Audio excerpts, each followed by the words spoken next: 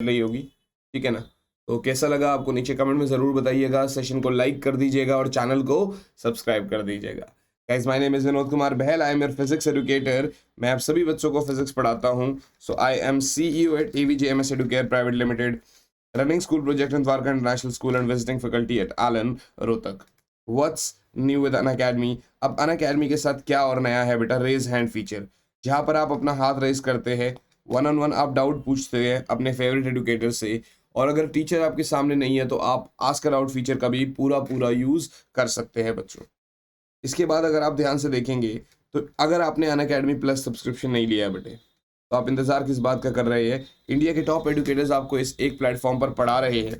Exhaustive coverage of syllabus, live test series, practice test, study material, mentorship and guidance. यहाँ देखिए बच्चों, यहाँ पर बहुत सारे अलग अलग एडुकेटर्स आपको पढ़ाते हैं। 1 नवंबर से आपके विनोद सर का यानी मेरा एक नया कोर्स चालू हो रहा है, जिसमें हम let's crack term 1 and term 2 दोनों चला रहे होंगे।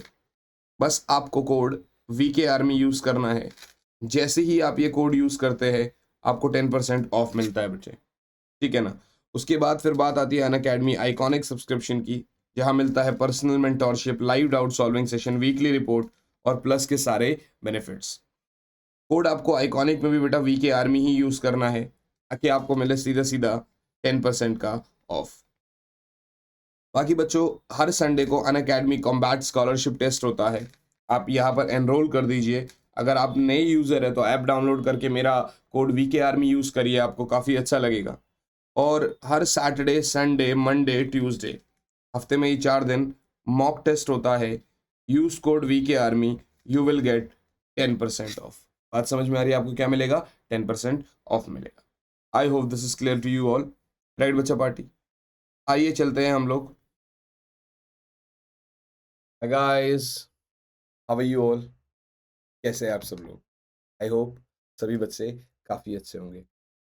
My dear students, last time है और अब रिवीजन का समय है। वो टाइम तो है नहीं कि जिसमें हम पढ़ाई कर सके, जिसमें हम बहुत कुछ करें, लेकिन हाँ, अब रिवीजन का समय है और रिवीजन कैसे करी जाए वो देखना है। तो गाइस, मैं यार एक ही बात आप सभी बच्चों से कहूँगा इस समय कि कभी कभार रिवीजन करते समय बहुत ज़्यादा प्रेशर में हम एक आध टॉपिक्स को भूल जाते हैं, और वो जो टॉपिक्स है ना, वो हमें फिर बाद में बड़ी तकलीफ देते हैं। अगर वो उसमें से कोई एक टॉपिक हम भूल गए और उसमें से पेपर में कई क्वेश्चन आ गया, तो बहुत तकलीफ हो जाएगी। तो यार मैं ना आज यहाँ पर आपको सारे के सारे, वो मैं कोई इंपॉर्टेंट टॉपिक्स नहीं लिखवा रहा, उसकी भी वीडियो ज़रूर आएगी। आपको तो पता है दिवाली का समय है और है ना, तो हर जगह वीडियोस ही वीडियोस तो आनी ज़रूरी है, क्योंकि आप लोग देखेंगे अब। बट यस बच्चों, टॉपिक्स के बारे में नहीं बताऊँगा, मतलब इम्पोर्टेंट टॉपिक्स के बारे में अलग से बाद में बात करेंगे। आज मैं वो सारे टॉपिक्स आपके आप सामने लिखने वाला हूँ, that you should be doing all these topics. इसमें से कोई भी टॉपिक ऐसा नहीं हो जो आपका छूट जाए। सारे के सारे टॉपिक्स यहाँ पर मिल रहे होंगे आपको। Got it guys? तो चलिए भई शुरुआत करते हैं अपना सबसे पहले चैप्टर नंबर 1 से। तो चैप्टर नंबर 1 है बेटा हमारा अपना इलेक्ट्रिक चार्जेस एंड फील्ड्स, ठीक है ना। यहाँ लिख लेना, आप लोग अपना पेपर निकाल के भी देख सकते हो, बाद में आपको तकलीफ ना हो। तो इलेक्ट्रिक चार्जेस एंड फील्ड्स में सबसे पहले जो टॉपिक आएगा, टॉपिक्स मीन आपका देखो, वो जो थियोरेटिकल चीज़ें पढ़नी है वो तो है ही है। मैं फॉर्मूला बेस्ड टॉपिक्स बता रहा हूँ कि क्या क्या ऐसे कौन से टॉपिक्स हैं जिसपे फॉर्मूलाज बन सकते हैं। तो जैसे अगर मैं आपको बताऊँ, सबसे पहले आप देखिए बच्चा पहाड़ी अपना कूलाम्स लॉ, ठीक है ना। सबसे पहले आपका कूलाम्स लॉ वाला कॉन्सेप्ट है, यानी कि आपका वही सेम F बराबर K Q1 Q2 by R square बचा पारी। ऑलराइट गाइस, अब आगे मैं पूरा नहीं बताऊंगा क्योंकि मैं आपको पूरा फॉर्मूला शीट दे चुका हूं, आपका समय नहीं ज़ाया करूंगा। बट यस, ये वाला कॉन्सेप्ट आप समझिएगा। उसके बाद आपका आएगा coulombs law in vectors form, coulombs law in vector form, ठीक है ना बच्चे। Coulombs law in vector form, और जैसे ही आप इसको देखेंगे तो आपको यहाँ से पता चलेगा कि हाँ यार, यहाँ पर तो मुझे के Q1 Q2 by R square are cap use करना था, या फिर आर कैप की जगह के Q1 Q2 by are cube are vector use करना था। तो this is the first one, this is the second thing and this is the third thing, ठीक है ना। आप समझ गए मेरी बात को, क्या बोल रहा हूँ मैं आपको? Okay, the next part is बच्चों, नेक्स्ट पार्ट इज बच्चों super position principle of forces, ठीक है ना। अगला पार्ट है अपना super position principle of forces, ठीक है ना। सुपरपोजिशन प्रिंसिपल ऑफ फोर्सेस बेटा, सुपरपोजिशन प्रिंसिपल ऑफ फोर्सेस। और सुपरपोजिशन प्रिंसिपल ऑफ फोर्सेस हमें क्या कह रहा होता है, वही बच्चे कि आपका जो एफ होता है that is K Q summation of Q i by R i square R i cap, where i equals to 1 to n, जहाँ पर आई को आप 1 से n तक लिख सकते हो। गॉट इट गाइस, ये आपका सुपरपोजिशन प्रिंसिपल फोर्सेस का फॉर्मूला हो गया। अब हम सीधा सीधा बढ़ेंगे इसके बाद इलेक्ट्रिक फील्ड की तरफ बेटा। अब हम सीधा सीधा इसके बाद इलेक्ट्रिक फील्ड की तरफ बढ़ेंगे, ठीक है ना। नाउ इलेक्ट्रिक फील्ड, और अगर आप इलेक्ट्रिक फील्ड के कॉन्सेप्ट में देखेंगे बच्चे तो वही आपका आएगा दैट इलेक्ट्रिक फील्ड इज आपका limit of Q naught tends to zero force by Q naught. Got it guys, if you do this also, आप इसको भले ही 2 into की वीडियो में देख सकते हैं, बट ये टॉपिक्स को मिस मत करिएगा बच्चे। ये वो सारे टॉपिक्स है जो इंपॉर्टेंट नहीं बोल रहा, ये वो सारे टॉपिक्स है जो आपको करने पड़ेंगे। अब इसके बाद इलेक्ट्रिक डाइपोल के कॉन्सेप्ट में आपके पास 4 फॉर्मूलाज आएंगे इवन, इसमें 4 फॉर्मूलाज आएंगे इलेक्ट्रिक डाइपोल के कंटेक्स्ट में। सबसे पहला पहला formula E axial, E axial में 2 फॉर्मूलाज आएंगे। एक आपका 2 kpr by R square minus L square का होल स्क्वायर, और एक 2 kp by are cube. This is for very very short dipole, this is for very very short dipole बेटा। ये बहुत छोटे छोटे, मतलब ये बहुत बहुत छोटे डाइपोल के लिए है बच्चा party. Got it guys, I hope this is very clear to you. Now in the next context we will be studying about E equatorial, E equatorial. उसके अंदर भी आपके 2 फॉर्मूलाज हैं, एक आपका शॉर्ट और एक आपका नॉर्मल जो डाइपोल है। यहाँ आएगा K P by R square plus L square की पावर 3/2 और K P by are cube. This is वही शॉर्ट डाइपोल के लिए। और यहाँ से इन दोनों से एक फॉर्मूला आपको और मिल जाता है मिलके साथियों से for short dipole, that E axial is twice of E equatorial. E axial is twice of E equatorial बच्चा पाड़ी। I hope this is also clear to you. जैसे ही आप ये E axial is twice of E equatorial वाला context खेलते हैं, इस कॉन्सेप्ट को आप जैसे ही करते हैं, अब आपके पास आ जाएगा बेटा torque experienced by that dipole in electric field, which is PE sin theta, जिसको जनरली आप P क्रॉस E भी बोलते हैं। और इसका फोर्थ फॉर्मूला जो है इलेक्ट्रिक डाइपोल का, दैट इज बचे पोटेंशियल एनर्जी, यानी -PE cos theta 2 minus cos theta 1, या फिर इसको जनरली आप लोग -PE cos थीटा लिख लेते हैं, या जनरली आप -P.E लिख लेते हैं। इसका स्टेबल और अनस्टेबल इक्विलिब्रियम जानना बहुत ज़रूरी है, ठीक है ना। स्टेबल इक्विलिब्रियम का मतलब वही आपका कब पोटेंशियल एनर्जी मिनिमम होगी, कब मैक्सिमम होगी। और इसी के साथ साथ यार एक फॉर्मूला और मैं आपको यहाँ बता देता हूँ, superposition principle of electric forces of electric field, ठीक है ना। इलेक्ट्रिक फोर्सेस का तो बता दिया, तो superposition principle of electric field बेटा। फोर्सेस का तो पता चल गया, बट अब फील्ड की बात हो रही है, तो आप ई को लिख सकते हैं बच्चों, समेशन ऑफ के तो बाहर आ जाएगा, Q i by R i square R i cap, where i equals to 1 to n। एक बार फोर्स की उसमें देखो कि आपने वेक्टर लगाया, यहाँ पर वेक्टर लगाना मत भूलिएगा। अगर आप वेक्टर लगा रहे हो तो वेक्टर लगाना मस्ट है। Got it guys, this is like आपका ये एक छोटा सा कॉन्सेप्ट हो गया, डोंट फॉरगेट दिस। उसके बाद आपका जैसे ही आप ये करते हैं, तो इसके बाद आपका सीधा सीधा एक फॉर्मूला आता है, सीधा सीधा एक फॉर्मूला आता है बच्चे आपका कॉन्टिन्यूस चार्ज डेंसिटी, ठीक है ना। तो कॉन्टिन्यूस चार्ज डिस्ट्रीब्यूशन की बात अगर करेंगे, कॉन्टिन्यूस चार्ज डिस्ट्रीब्यूशन की अगर बात करेंगे बच्चों, तो इसमें आएगा आपका कॉन्टिन्यूस चार्ज डिस्ट्रीब्यूशन की अगर बात करेंगे, तो एक आएगा लीनियर चार्ज डेंसिटी, एक आएगा लीनियर चार्ज डेंसिटी बेटा, ठीक है ना। और दूसरा surface charge density,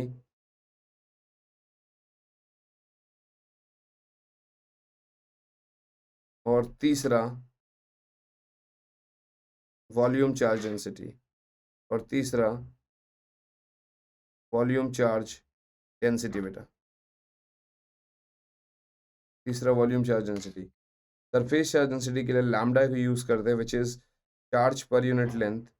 lambda is like D Q by D L, और यहाँ से आपका sigma is like D Q by D A, and rho is like D Q by D V, D Q by D V. बात समझ में आ रही है? बहुत बढ़िया। और इसके बाद आपका कॉन्सेप्ट जो आता है वो आता है electric field, electric field at a point due to a uniformly charged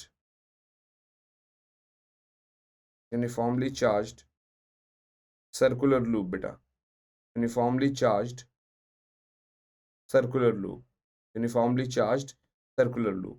अगर आप इसके बारे में देखेंगे तो आपको यहाँ से पता चलेगा कि यार जो इलेक्ट्रिक फील्ड है दैट इज वो सर्कुलर लूप वाला कॉन्सेप्ट नहीं होता था, जिसमें हम कुछ ऐसा करते थे, एक इसकी वजह से अपना और एक इसकी वजह से अपना करते थे। तो आप बस इसको डिफ्रेंशिएट करा करते थे। तो उसमें आपको आता था के, उसमें आपके पास आता था के क्यू, और सेंटर पे क्योंकि ज़ीरो होता था तो आपका K Q X square by by by by अपना R square plus X square, R square plus X square की पावर 3/2। तभी तो अगर डिस्टेंस बहुत ज़्यादा हो जाता था, अगर एक्स आर से बहुत ज़्यादा हो जाता था, तो जो आपका आर स्क्वायर है वो नेग्लिजिबल हो जाता था नीचे। तो यहाँ पर एक्स स्क्वायर नहीं होता था, यहाँ पर सिर्फ एक्स होता था, क्योंकि एक्स कट जाएगा तो के क्यू बाय एक्स स्क्वायर आ जाएगा। वो पॉइंट चार्ज की तरह बिहेव करता है। ये वाला फॉर्मूला मत भूलिएगा। Last topic of this chapter is electric flux in this Gauss theorem. ठीक है ना? ये आपका इलेक्ट्रिक फ्लक्स आ जाएगा अभी, ये आपका इलेक्ट्रिक फ्लक्स आ जाएगा अभी। इलेक्ट्रिक फ्लक्स क्या है बच्चे? इलेक्ट्रिक फ्लक्स क्या है आपका? वही फ्लक्स बराबर E dot D S, right? E dot D S for a surface integral. और अगर आप नॉर्मली देखोगे तो आप फ्लक्स को integration of E D S cos theta तो कह ही सकते, E D S cos theta तो कह ही सकते हैं बेटा। ये है आपका एक कॉन्सेप्ट। ठीक है ना? This is all about electric flux. अब इसके बाद अगर आप देखोगे तो we are here with Gauss theorem. अब हमारे पास गॉस थ्योरम का कॉन्सेप्ट है कि गॉस थ्योरम क्या होता है। तो मैं आपको बता दूं बच्चे, गॉस थ्योरम हमसे कहता है कि sir flux for any close surface is Q by epsilon not, is Q by epsilon not. Charge जो है ये एनक्लोज्ड है और इलेक्ट्रिक फील्ड किसी भी चार्जेस की वजह से है। तो इसकी भी दो एप्लीकेशंस आते हैं बेटा, इसकी भी दो एप्लीकेशंस है जो आपको मस्ट करने पड़ेंगे। चार थे पहले, तो अब रिड्यूस्ड हो गए। पहला एप्लीकेशन वही field due to an infinitely long straight wire, due to an infinitely long straight wire, an infinitely long straight wire, an infinitely long straight wire। तो इस केस में आप कह सकते हो कि सर E बराबर lambda by 2 pi epsilon naught R. ठीक है ना? और दूसरे में अगर आप देखोगे, दूसरे में is like field due to uniformly charged plane sheet, uniformly charged plane sheet, field due to uniformly charged plane sheet बेटा। इसमें आप कह सकते हो that E is like sigma by 2 epsilon naught, इसमें आप कह सकते हो that E is like sigma by 2 epsilon naught। And here we go, अपना चैप्टर नंबर 1 का सारा टॉपिक्स खत्म हो चुका है। जो भी टॉपिक्स है, ये इसलिए नहीं दे रहा मैं आपको, ये तो मैं इसलिए दे रहा हूँ बेटा आपको कि आपको पता रहना चाहिए कि हम कर किस तरीके से रहे, क्या कर रहे हैं, ताकि कहीं ऐसा ना हो कि करते करते समय कोई एक टॉपिक मिस हो जाए। अब हम चैप्टर 2 से शुरुआत करेंगे बेटा। अब हम चैप्टर नंबर 2 से स्टार्टिंग कर रहे होंगे।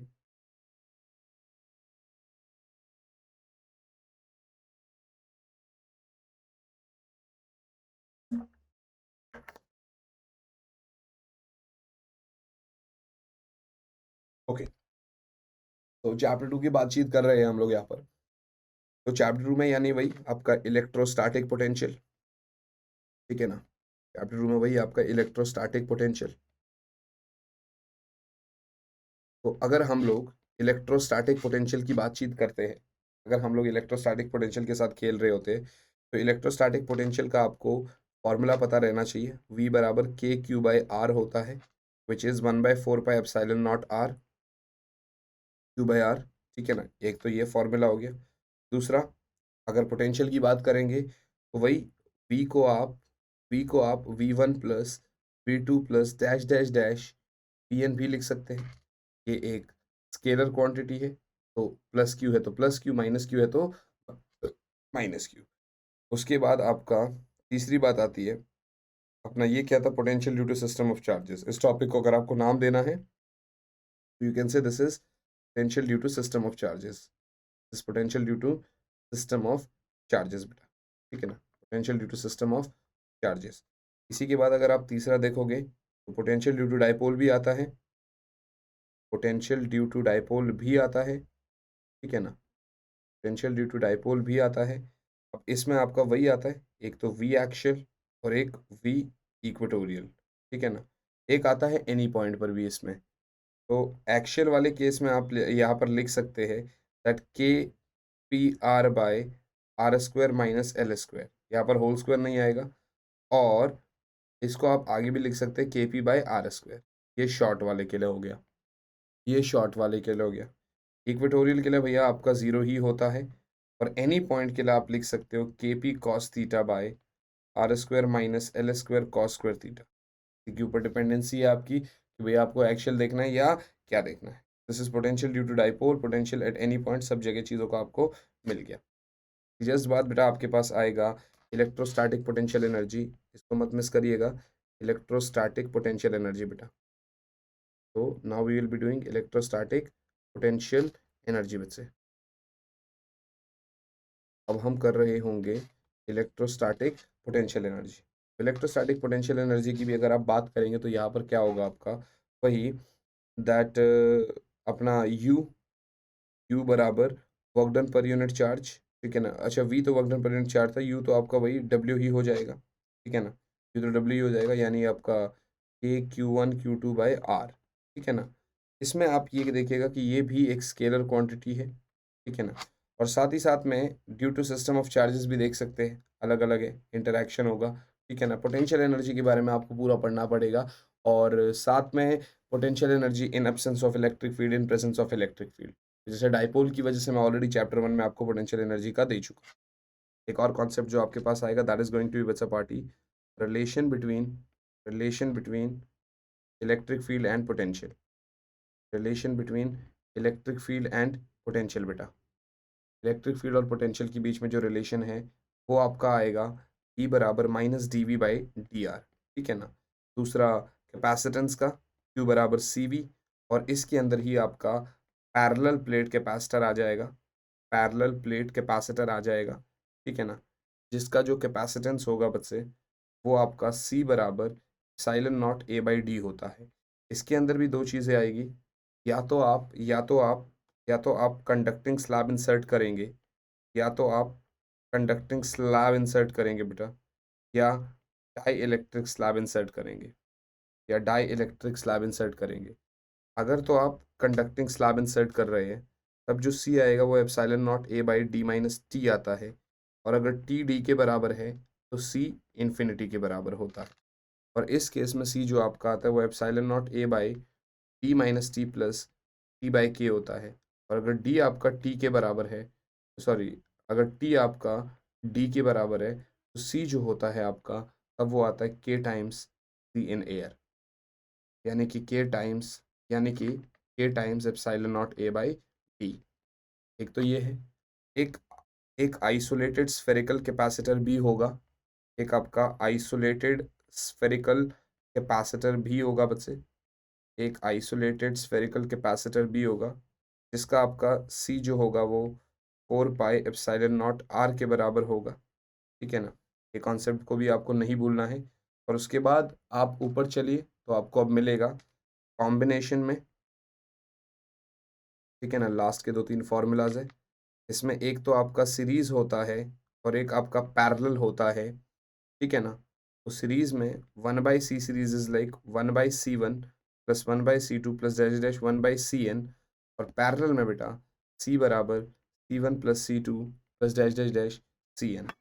एक आएगा आपका energy stored in the capacitor in the form of electric field. तो एनर्जी स्टोर्ड की बात करेंगे, दैट इज हाफ CV² या फिर 1/2 QV, कुछ भी आप लिख लो इसको। और एनर्जी स्टोर्ड के बाद बेटा एनर्जी डेंसिटी आएगा, यानी एनर्जी पर यूनिट वॉल्यूम, यानी एनर्जी पर यूनिट वॉल्यूम यानी हाफ एप्सिलॉन नॉट E²। उसके जस्ट बाद बेटा उसके जस्ट बाद बच्चे आपका कॉमन पोटेंशियल आता है। उसके जस्ट बाद बेटा आपका कॉमन पोटेंशियल आता है।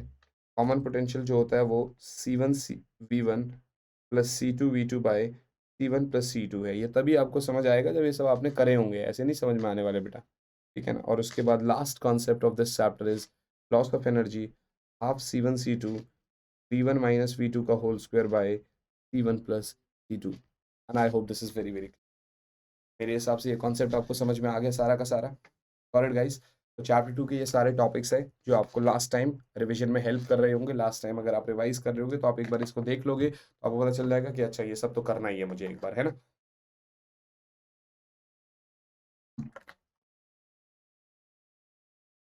अब बढ़ते हैं आगे बच्चों, लेट्स मूव अहेड, ठीक है ना, let us move ahead and here we are and here we are. तो अब अगर आप देखोगे तो चैप्टर नंबर 3 की शुरुआत हो रही है, विच इज करंट इलेक्ट्रिसिटी, है ना।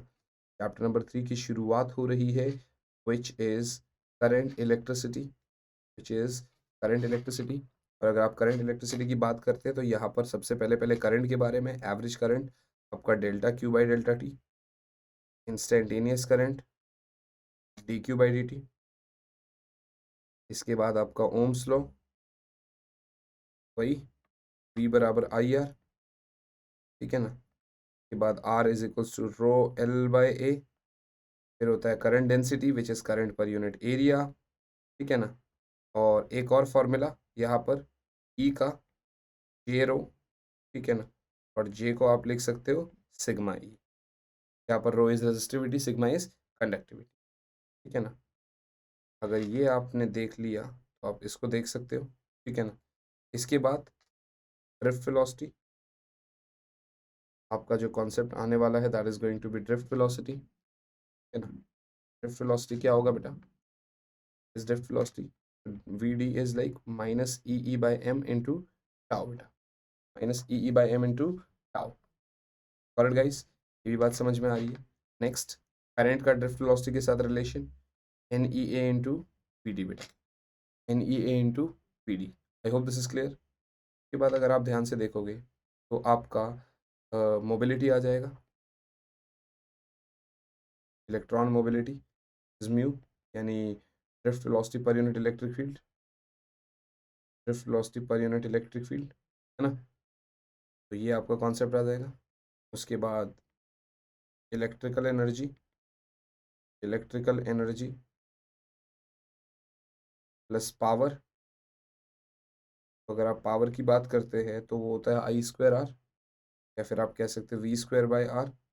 और अगर हीट की बात कर रहे हैं तो हो जाएगा पावर इंटू टाइम, यानी I²RT, यानी V² by R into T, ठीक है।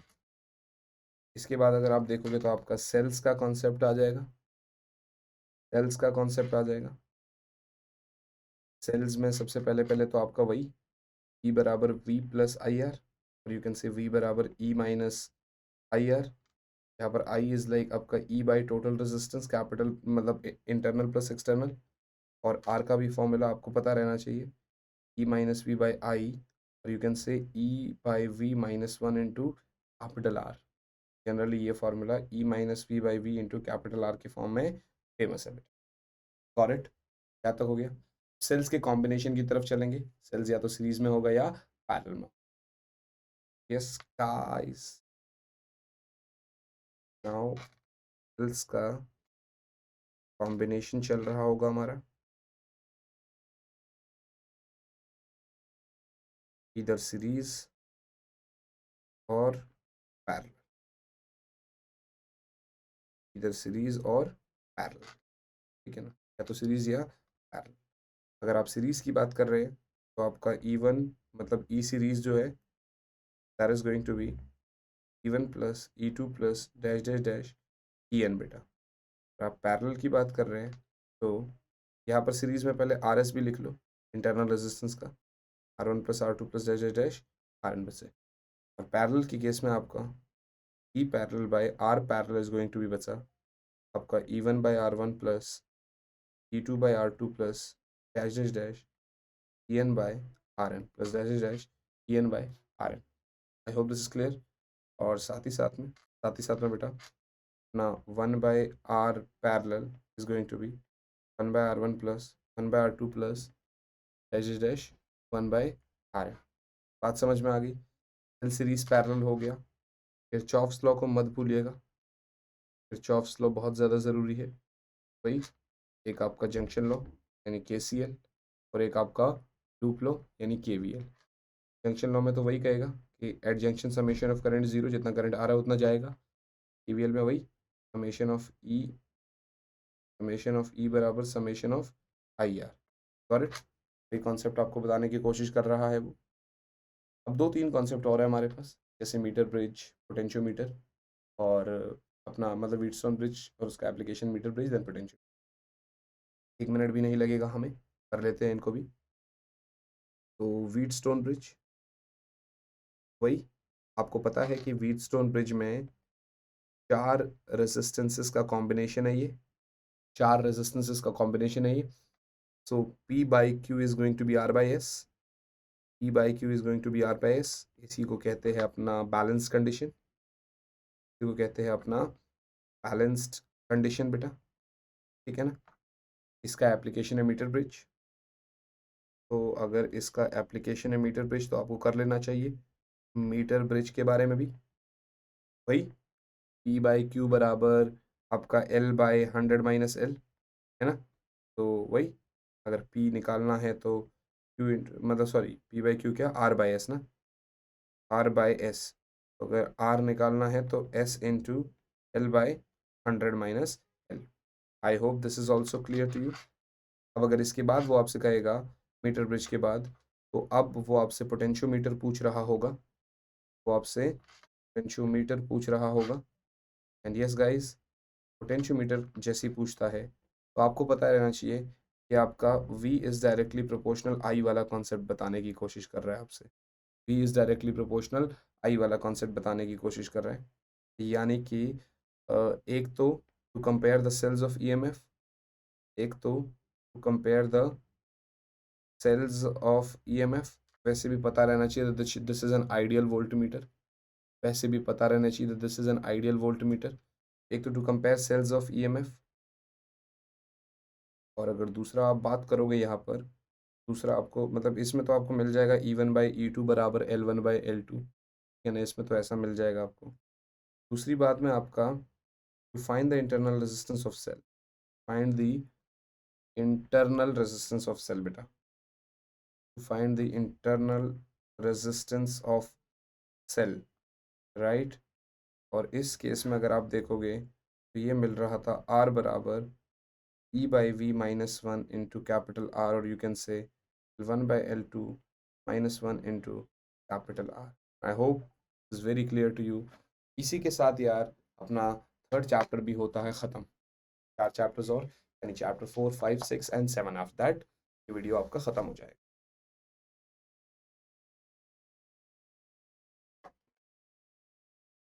तो हार्ड टू हार्ड आप लोगों का जो लगने वाला है हमारे साथ वो आधा घंटा और, ठीक है। Now let's move to the chapter number 4 बच्चे। Now let's move to the chapter number 4।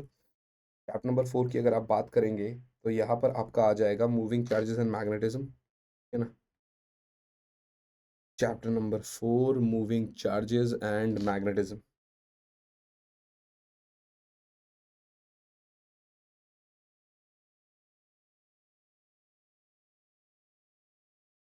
Moving charges and magnetism.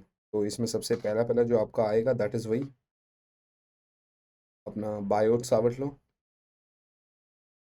चलो एनसीईआरटी के हिसाब से चल लेते। तो एनसीईआरटी के हिसाब से आपका मैग्नेटिक फोर्स सबसे पहला आएगा।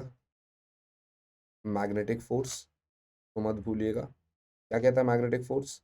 वही क्यू वी क्रॉस बी, है ना, Q V B sine theta, Q V B sine theta, Q V B sine theta, ठीक है। तो इसमें अगर आप ध्यान से देखोगे बच्चे तो इसमें आपको मिल रहा होगा केस वन में वो कहता है कि अगर v परपेंडिकुलर है मैग्नेटिक फील्ड के, तब आपका क्यू वी बी जो है वो M V square by R के बराबर होता है, और आर जो आता है वो M V by Q B आता है, या फिर पी बाई क्यू बी होता है, या फिर आपका √2 km/क्यू बी होता है, या √2 QV m/क्यू बी होता है। ये आपका कॉन्सेप्ट है, ये आपका कॉन्सेप्ट के हिसाब से। दूसरा टाइम पीरियड की अगर आप बात करेंगे तो वो 2πr/v होता है, राइट। और अगर आप फ्रीक्वेंसी की मतलब 2πr/v बोलो, चाहे चलो लिख लो, चाहे आप 2πm/क्यू बी कर लो, चाहे आप 2πm/क्यू बी कर लो, तो फ्रीक्वेंसी की अगर बात करते हैं वो उल्टा हो जाएगा, यानी कि QB/।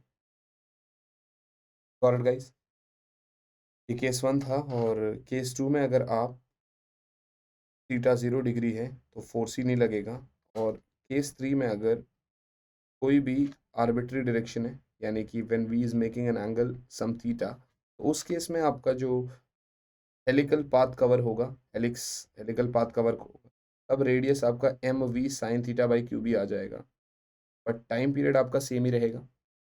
अब रेडियस आपका m v sine theta by q B रहेगा, बट यस टाइम पीरियड आपका सेम ही रहेगा 2πm/क्यूबी, ठीक है ना। फ्रीक्वेंसी आपका सेम रहेगा QB/2πm। नया वर्ड और जुड़ जाएगा इसमें, पिच, यानी वही वो horizontal distance covered by particle in total time period T, यानी डिस्टेंस मतलब डिस्टेंस ही तो है, तो स्पीड इंटू टाइम कर लो, तो v पैरेलल इंटू टाइम कर लेना, तो 2πm v cos θ/QB हो जाएगा। This is your pitch, this is your pitch. ये था अगर चार्ज को आप घुमा रहे हैं magnetic field. I hope this is clear to you. Next concept मत भूलिएगा, विच इज लॉरेंस फोर्स। एक कॉन्सेप्ट है बेटा लॉरेंस फोर्स, बिल्कुल भी मत भूलना क्योंकि काफ़ी इंपॉर्टेंट है भाई। जब इलेक्ट्रिक फील्ड और मैग्नेटिक फील्ड दोनों प्रेजेंट है तो फोर्स कितना लगेगा? तब फोर्स लगेगा बेटा Q E+V cross B, E+V cross B। I hope this is also clear. और फिर आएगा आपका वेलोसिटी सेलेक्टर, फिर आएगा आपका वेलोसिटी सेलेक्टर, ठीक है। और इसमें आपका वही V बराबर E/B, ठीक है ना। एक तो आपका वेलोसिटी सेलेक्टर वाला कॉन्सेप्ट हो गया। उसके बाद next, force on a current carrying straight conductor, force on a current carrying straight conductor बेटा। अगर एक करंट कैरिंग स्ट्रेट कंडक्टर के ऊपर फोर्स निकालना है तो भी आपको मिल जाएगा कितना? I L cross B, I L cross B बेटा, I L cross B। okay, I hope this is clear to you all. And next is magnetic moment of a current carrying loop, magnetic moment of a current carrying loop, magnetic moment of a current carrying loop, यानी कि IA, यानी कि IA। बात समझ में आ रही है? फिर उसके बाद वही टॉर्क वाला कॉन्सेप्ट, टॉर्क बराबर एम बी साइन थीटा, या फिर एम क्रॉस बी, या फिर एम क्रॉस बी। आ रही है बात समझ? फिर यही से अपना आगे चलते हैं, Biot Savart law, Biot Savart's law, है ना। और इसने अपने को वही बोला कि सर डी बी बराबर μ0/4π I dl sine theta by are square. या तो ऐसा लिखा, या फिर कहता है डीबी का वेक्टर फॉर्म लोगे, that is μ0/4π I dl sine theta by are square are cap या फिर mu naught by 4 pi I d l sine theta by are cube are vector, और लास्ट वाला जो है mu naught by 4 pi I d l cross r by are cube, d l cross r by are cube. बात समझ में आ रही है? इसके एप्लीकेशंस है आपका, तो आप लिख सकते हो यहाँ पर, आप लिख सकते हो यहाँ पर applications of Biot Savart law.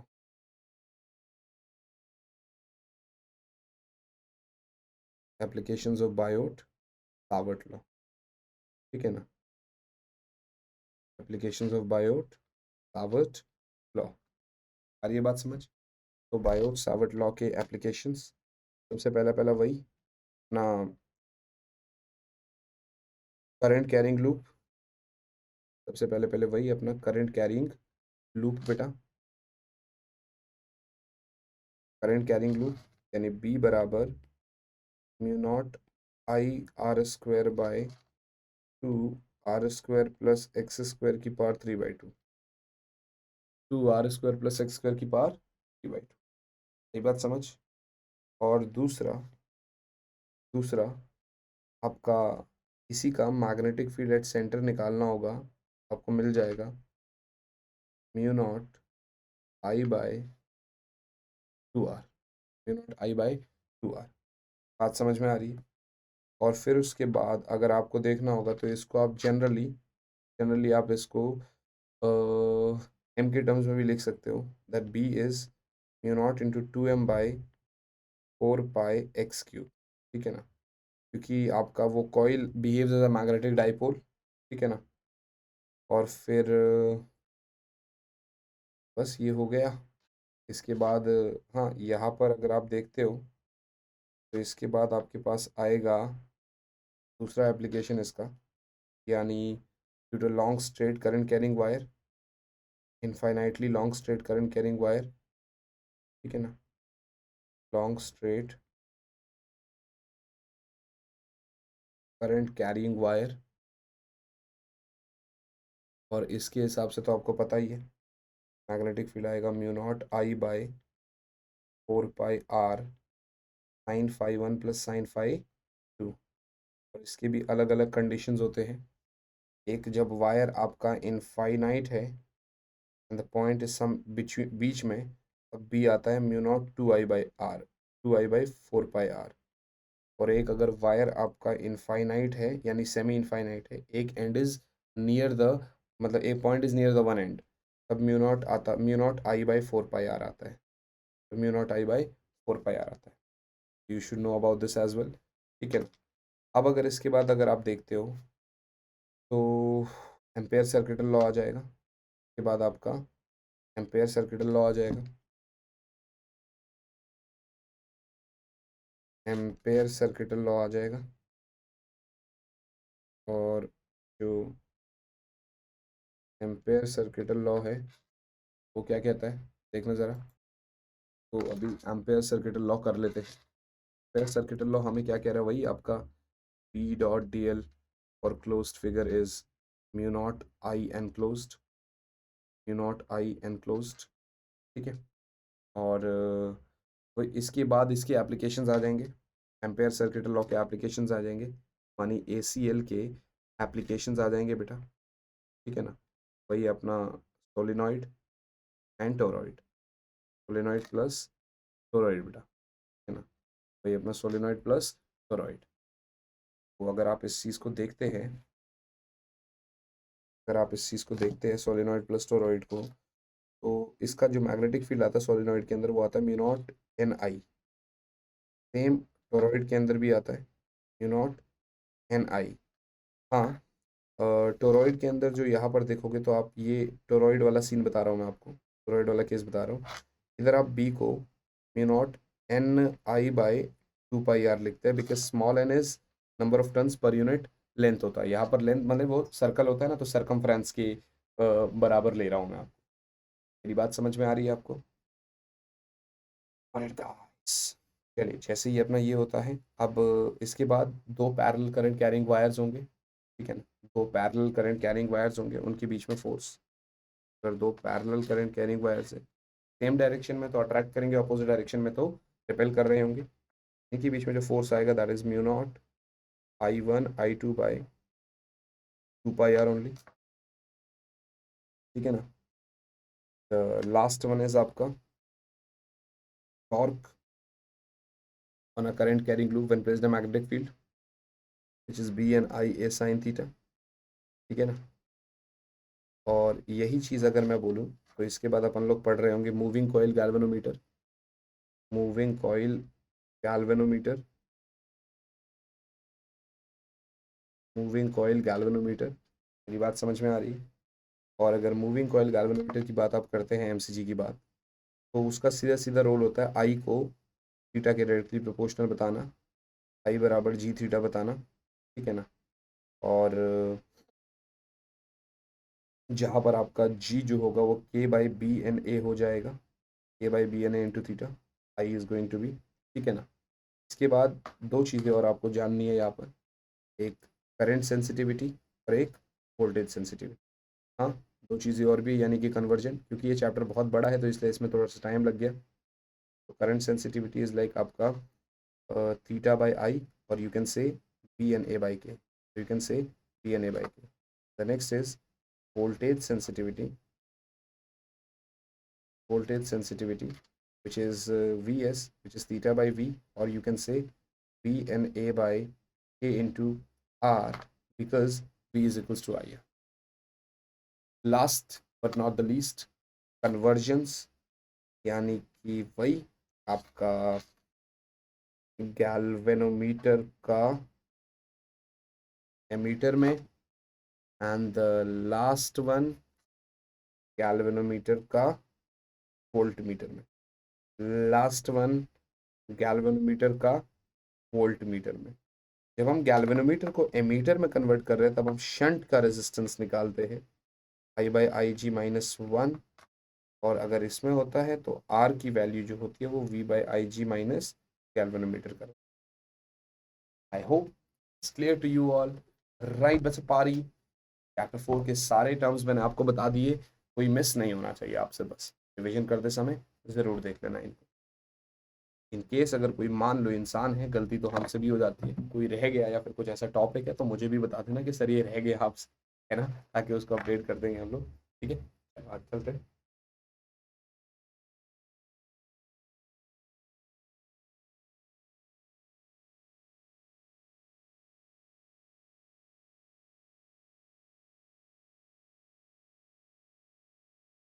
Okay, now last part, ठीक है। ये मैंने चैप्टर 5, दो चैप्टर 3 रह गए, अब तो ये छोटे छोटे से, चैप्टर 5 में तो इतना कुछ है नहीं, ना ही चैप्टर 6 में, थोड़ा सा चैप्टर 7 में होगा, तो 20 minute max hard to hard और लगेंगे आपको।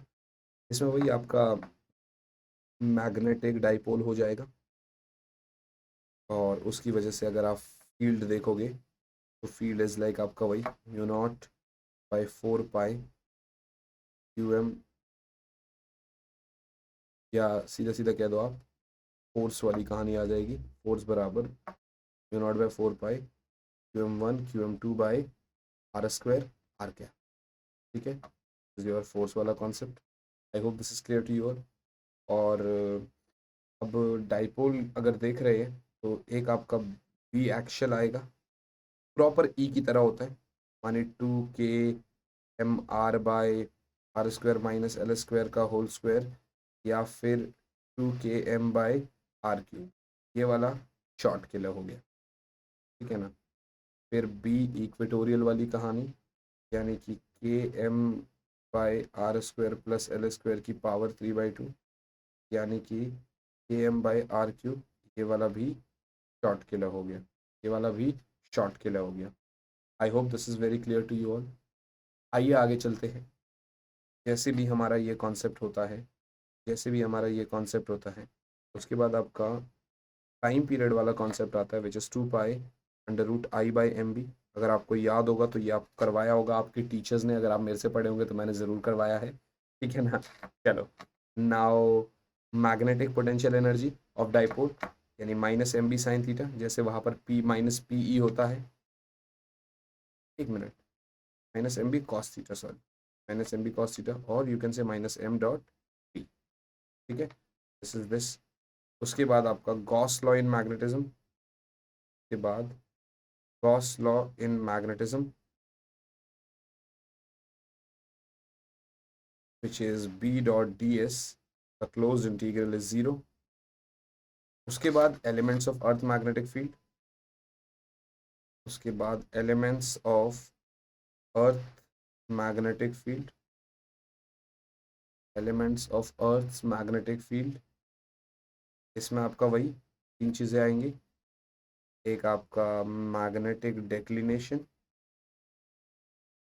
एक आपका मैग्नेटिक डेक्लिनेशन यानी जिसको हम अल्फा से डिनोट करते हैं, एक आपका एंगल ऑफ डिप या फिर इंक्लिनेशन, एंगल ऑफ डिप या फिर इंक्लिनेशन जिसको हम लोग वाकई में डिप से डिनोट करते हैं, और एक आपका horizontal component of earth magnetic field यानी बी एच, ठीक है ना। यहाँ से आपको बस इतना ही पता रहता है कि ये अगर बी है, ये अगर बी एच है, ये अगर जियोग्राफिक मेरिडियन है, ये अल्फ़ा होता है और ये डिप होता है, and this is B we.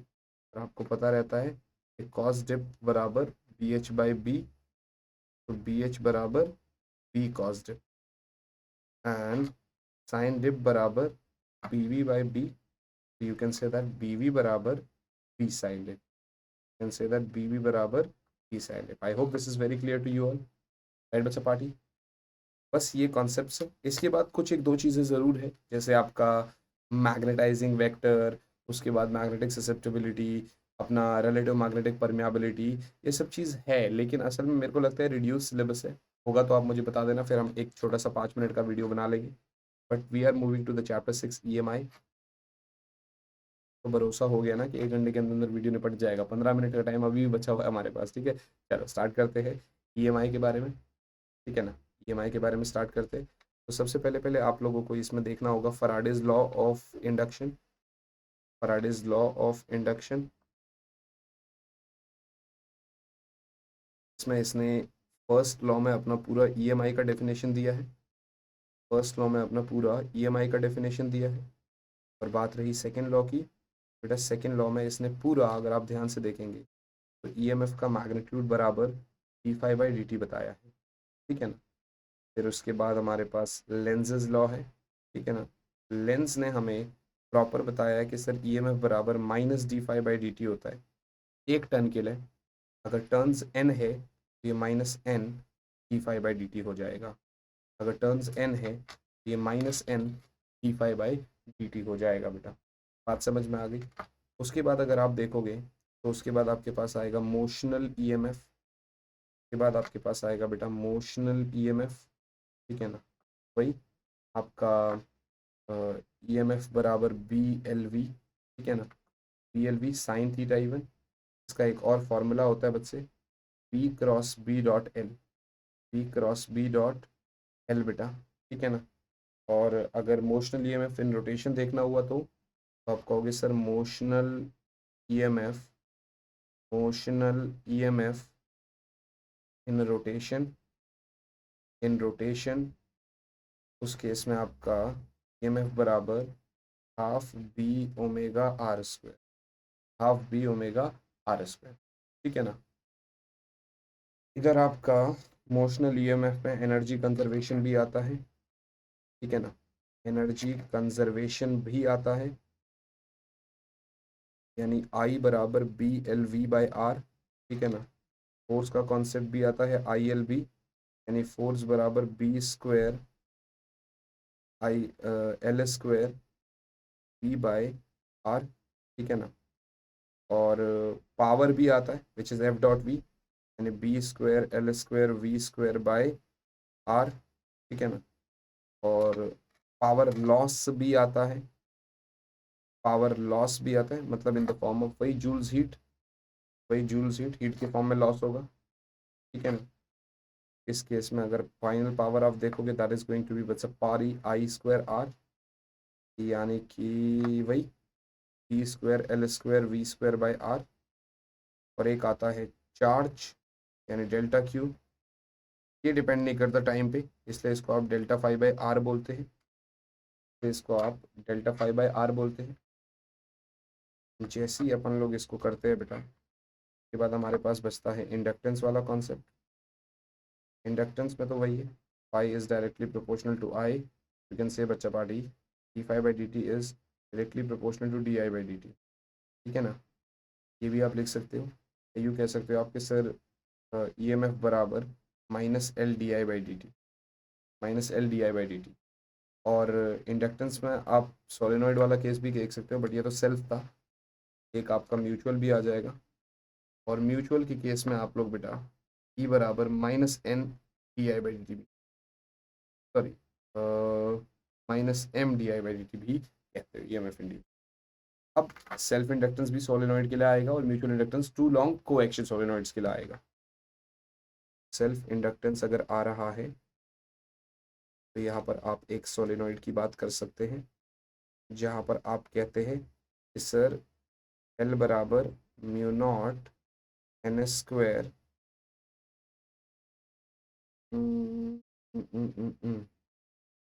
Mu naught n s square, क्या यू कहूँ mu naught n s square A by L. ठीक है ना, this is your self inductance, और इसी को आप फॉर्मूला लिख सकते हो mu naught n s square A L, mu naught n s square A L बेटा। Got it guys?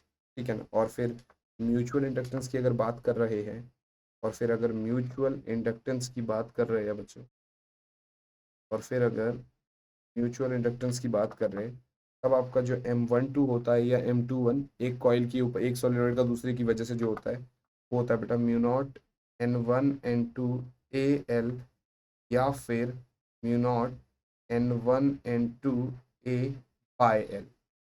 I hope this is clear to you. क्या मेरी बात आप सभी बच्चों को समझ में आ रही है? नेक्स्ट कॉन्सेप्ट इज बच्चे एनर्जी स्टोर्ड इन इंडक्टर। ठीक है ना, नेक्स्ट इज बेटा energy stored in inductor is half Li square, is half Li square. And the last topic of this chapter which is AC generator, और उसमें EMF बराबर E naught sine omega T होता है, जहाँ पर E naught is NBA omega, जहाँ पर E naught is NBA omega sine omega. I hope this is clear to you all. मेरे हिसाब से ये कॉन्सेप्ट आपको समझ में आ रहा है। चलिए बढ़ते हैं आगे अगले टॉपिक की तरफ, और जो अगला टॉपिक आएगा that is chapter number 7 alternating current. We are having last 10 minutes, क्योंकि इसके बाद मेरी भी एक क्लास है। ठीक है ना, तो ऑल्टरनेटिंग करंट, तो ऑल्टरनेटिंग करंट, ठीक है ना, सो ऑल्टरनेटिंग करंट। अब अगर आप इसमें देखोगे बेटा, तो आप यही कहोगे सबसे पहले पहले AC, वही आई बराबर I naught sine omega t, E बराबर E naught sine omega t, आपका I naught is like E naught by R, I naught is like E naught by R. ठीक है, फिर आपका average current over complete cycle,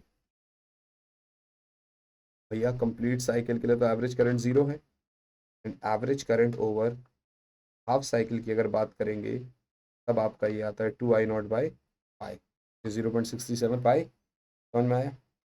फिर आएगा RMS current which is I naught by √2, और you can से RMS EMF which is E not by √2, जिसको आप 0.707 आई नॉट भी बोलते हैं, 0.707 ई नॉट भी बोलते हैं। I hope this is clear to you. क्या मेरी बात समझ में आ रही है आप सभी बच्चों को? राइट है। चलिए अब हम यहाँ पर अलग अलग कॉन्सेप्ट कर रहे होते हैं, जैसे कि आपका सर्किट्स की बात आ जाएगी, जैसे कि आपका सर्किट्स की बात आ जाएगी। सर्किट्स में सबसे पहले पहले प्योर रेजिस्टेंस की बात आ जाती है। उसमें कुछ नहीं है, V बराबर V not sine omega t है, तो I बराबर I not sine omega T, इसमें कुछ अलग नहीं है। ठीक है ना। फिर उसके बाद प्योर इंडक्टर की बात आ जाएगी।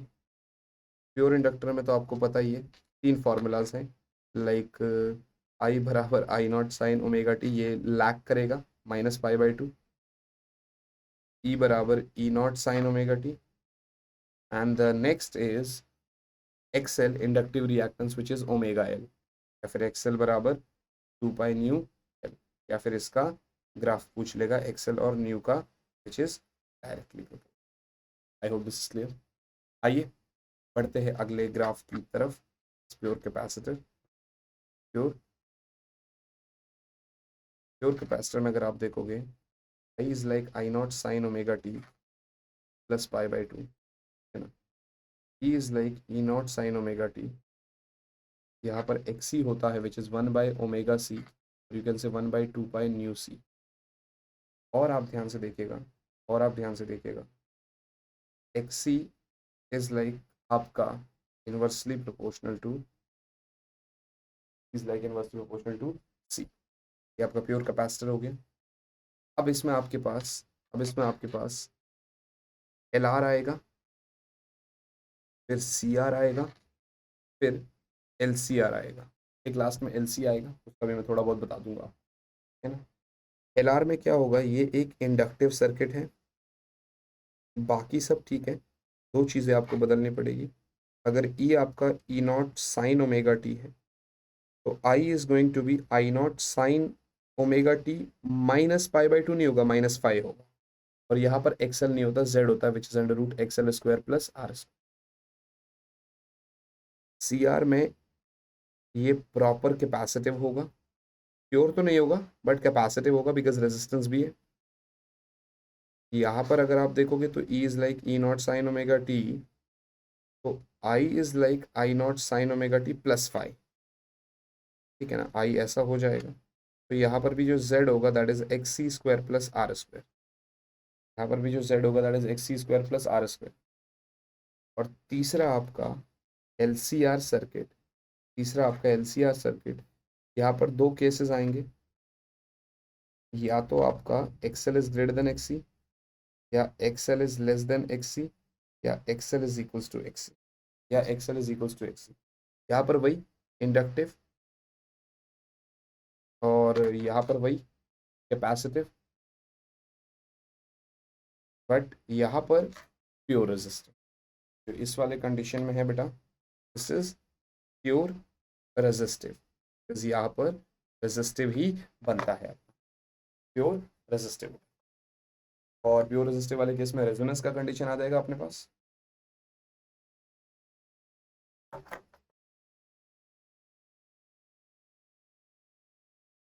अब आ जाता है रेजोनेंस, ठीक है ना। अब आ जाता है रेजोनेंस, एंड रेजोनेंस में वही आपका एक्सएल एक्सी के बराबर है, तो आपका फ्रीक्वेंसी आता है one by two pi root L C.